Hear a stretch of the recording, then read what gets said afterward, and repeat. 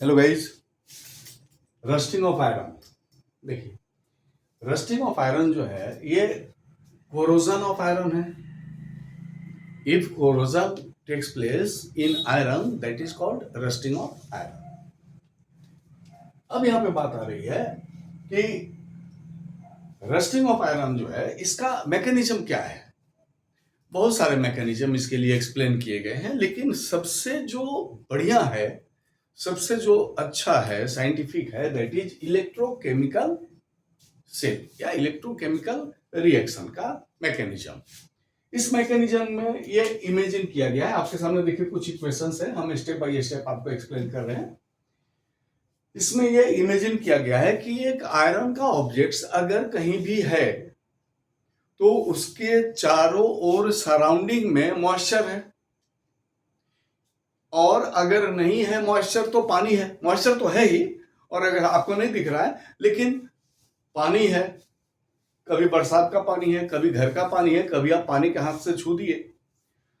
कहने का मतलब है कि एटमॉस्फेयर में जो H2O है, ये H2O एटमॉस्फेयर में एसिडिक ऑक्साइड से रिएक्शन करता है। जैसे CO2 से रिएक्शन हम दिखा रहे हैं, H2CO3 बनाएगा, SO2 से रिएक्शन करेगा, H2SO3 बनाएगा, SO3 से रिएक्शन कर जाएगा वाटर जो मॉइस्चर है, ये H2SO4 बनाएगा। और ये जो बनेगा ना, ये इलेक्ट्रोलाइट का काम करेगा।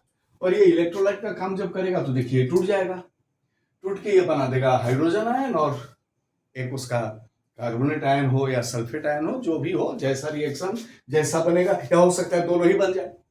एटमॉस्फेयर में इंप्योरिटी ज्यादा है, गैसेस ज्यादा हैं, तो SO2 भी बन सकता है, वाटर के साथ मिल जाएगा, और SO3 भी मिल जाएगा, CO2 भी मिल जाएगा। तमाम एसिडिक ऑक्साइड मिलके एक वीक एसिड बनाएंगे जो टूट के हाइड्रोजन आयन देगा। अब सारा खेल इस हाइड्रोजन आयन पे शुरू हुआ।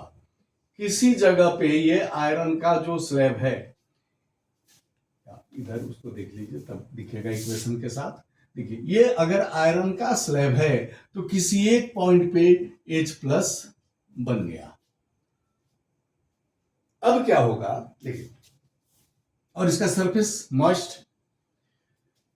अब इस H+ के प्रेजेंस में आयरन अपना इलेक्ट्रॉन लूज करेगा, और लूज करके Fe2+ बनाएगा, और इसको बोल दिया गया ऑक्सीडेशन हाफ रिएक्शन।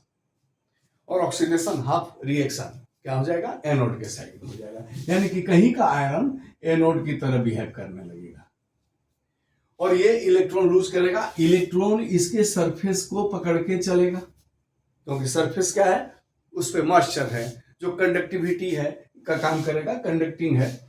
और ये पहुंच जाएगा इलेक्ट्रॉन कहां पर, तो उस जगह पे जहां हाइड्रोजन आयन है और एटमॉस्फेयर का ऑक्सीजन भी है इस पॉइंट पे, और वहां पर ये दोनों मिलके H2O बना लेंगे, और इस जगह पे रिडक्शन होगा, और ये कैथोड हाफ सेल का काम करेगा। ये कैथोड की जैसा बिहेव किया।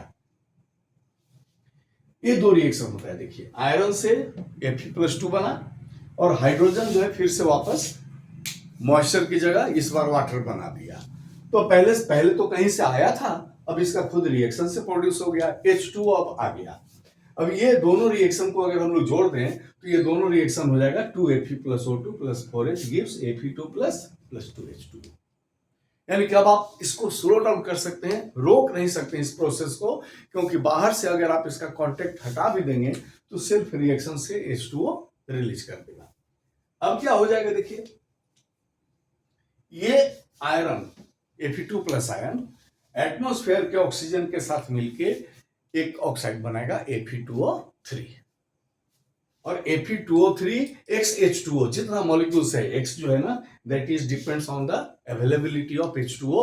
तो जितना मॉलिक्यूल्स H2O है उसके साथ मिलके Fe2O3.XH2O बना दिया, और यही है हम लोग का रस्टिंग।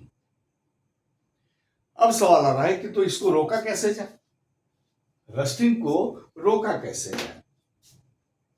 तो सबसे पहले एक प्रोसेस आता है, देखिए, बैरियर प्रोटेक्शन। रस्टिंग को रोकने का एक प्रोसेस है बैरियर प्रोटेक्शन। बैरियर प्रोटेक्शन क्या है कि आयरन के ऑब्जेक्ट्स और एटमॉस्फेयर के बीच में एक बैरियर बना देना। ये हम लोग कई तरह से करते हैं, जैसे ग्रीस या ऑयल लगा देते हैं हम लोग किसी आयरन ऑब्जेक्ट्स पर। आप देखे होंगे लोहे की कढ़ाई जब इस्तेमाल में नहीं आती है तो धोने के बाद मिस्त्री जो खाना बनाने वाले होते हैं ना, वो अगर कुछ दिन के लिए उसको स्टोर करते हैं तो उस पर तेल लगा देते हैं। उससे क्या हो जाएगा, आयरन के ऊपर में एक लेयर रहेगा ऑयल का, जो एटमॉस्फेयर से उसका कनेक्शन बंद कर देगा और कम होगा, वहां पर जो इलेक्ट्रोकेमिकल रिएक्शन है वो कम होगा और रस्टिंग कम होगा। ना तो नहीं कह सकते हम लोग, वो तो प्रोसेस चलेगा, कंटिन्यूअस प्रोसेस है। दूसरी बात है, देखिए हम लोग पेंट कर देते हैं खिड़की और दरवाजे जो हमारे आयरन के होते हैं उनको हम लोग पेंट कर देते हैं। पेंट क्या काम करता है, एटमॉस्फेयर और आयरन के बीच में एक बैरियर का काम करता है। गैल्वेनाइजिंग कर देते हैं हम लोग, देखिए आयरन के शीट को हम लोग गैल्वेनाइज कर देते हैं, यानी कि उसके ऊपर में हम लोग जिंक का एक लेयर चढ़ा देते हैं। इसके अलावा कुछ जो हमारा मैकेनिकल पार्ट्स होते हैं वो हमेशा देखिएगा जब आप खरीदने जाएंगे ना तो ग्रीस में डूबे हुए रहते हैं। ये भी वही काम है, बैरियर प्रोटेक्शन। इसके बाद आता है देखिए सैक्रिफिशियल प्रोटेक्शन, सैक्रिफाइस कर देना। जैसे आयरन गैल्वेनाइजेशन जो था ना, ये बैरियर प्रोटेक्शन भी था, लेकिन ये सैक्रिफाइस भी कर रहा है अपने आप को, सैक्रिफिशियल प्रोटेक्शन में भी आता है।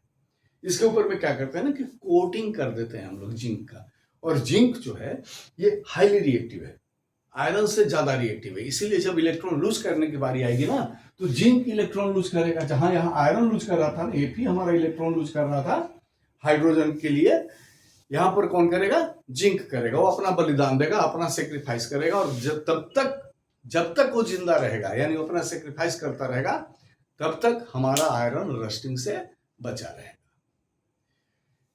इसी तरह से अगर हम बात करते हैं, इलेक्ट्रिकल प्रोटेक्शन भी होता है। कुछ जो आयरन के पाइप्स हैं, अंडरग्राउंड वाटर पाइप्स जो हमेशा पानी में डूबे रहते हैं ना, उसमें क्या करते हैं ना कि हम लोग इस पाइप का कनेक्शन, इस पाइप का, ये आयरन का पाइप है और इसका कनेक्शन हम लोग एक वायर से जिंक ब्लॉक से कर देते हैं हम लोग। अब होता क्या है, दोनों कनेक्शन में है तो जब इलेक्ट्रॉन लूज करने की बारी होगी तो जिंक अभी जिंदा है, जिंक अपना इलेक्ट्रॉन लूज करेगा। ये तो पानी में डूबा रहा, हमको तो दिख नहीं रहा है, तो हम जिंक बाहर में रखते हैं और उससे उसको हम लोग कनेक्ट करके रख देते हैं। तो बारी बारी से ही हमेशा इसको चेंज करना पड़ेगा टाइम टू टाइम, और यहाँ भी प्रोटेक्शन हो जाएगा रस्टिंग से।